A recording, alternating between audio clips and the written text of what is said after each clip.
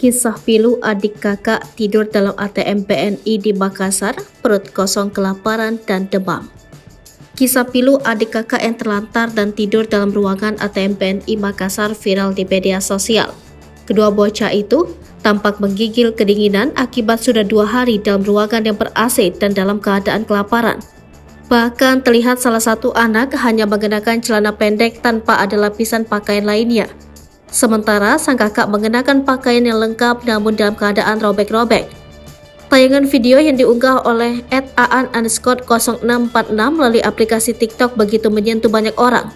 Kemudian, pria dalam video itu meminta mereka untuk bangun dan keluar dari ruangan ATM yang dingin itu. Selain merasa kelaparan, ternyata mereka juga sedang menderita demam. Kemudian ia pun langsung bergegas membelikan makanan untuk kedua anak tersebut. Namun tidak hanya sebatas membelikan makanan, ia juga langsung menyuapinya. Ia menceritakan bahwa tak sengaja bertemu kedua anak itu saat akan mengambil uang di ATM BNI. Adik kakak ini kelaparan sampai adiknya badannya agak demam. Akhirnya kami belikan nasi kuning di sekitar alamat tersebut. Kami pun menyuapi mereka sebab pada mereka demam semua, ungkapnya. Karena sudah larut malam sekitar jam 12 malam, ia pun terpaksa harus pamit, tambahnya.